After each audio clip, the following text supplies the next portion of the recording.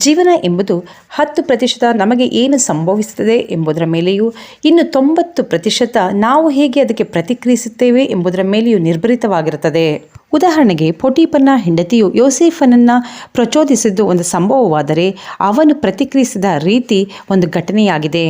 ಅಂದರೆ ಪ್ರತಿದಿನವೂ ನೀವು ಒಂದೊಂದು ವಿಷಯಗಳನ್ನು ಎದುರಿಸಬೇಕಾಗುತ್ತದೆ. ಒಂದೊಂದು ಸಂಭವಗಳು ನಮ್ಮ ಜೀವಿತದಲ್ಲಿ ನಡೆಯುತ್ತವೆ. ಆ ಸಂಭವಗಳಿಗೆ ನೀವು ಹೇಗೆ ಪ್ರತಿಕ್ರಿಯಿಸುತ್ತೀರಾ ಎಂಬುದರ ಮೇಲೆ ಜೀವನ ನಿರ್ಭರಿತವಾಗಿರುತ್ತದೆ. ಯೋಸೇಫನ ಜೀವಿತದಲ್ಲಿ ನಡೆದ ಘಟನೆಯೇ ದಾವಿದನ ಜೀವಿತದಲ್ಲಿ ನಡೆಯಿತು. ಆದರೆ ಯೋಸೇಫನು ಅದನ್ನು ಹುಡುಕಿ ಹೋಗಲಿಲ್ಲ.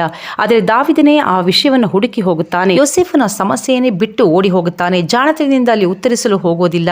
ಆದರೆ ದಾವಿದನು ಅದೇ ಸಮಸ್ಯೆಯನ್ನು ಬರಮಾಡಿಕೊಂಡು ಅನೇಕ ಸಮಸ್ಯೆಗಳ ಮೇಲೆ ಸಮಸ್ಯೆಯನ್ನು ತಂದುಕೊಳ್ಳುತ್ತಾನೆ.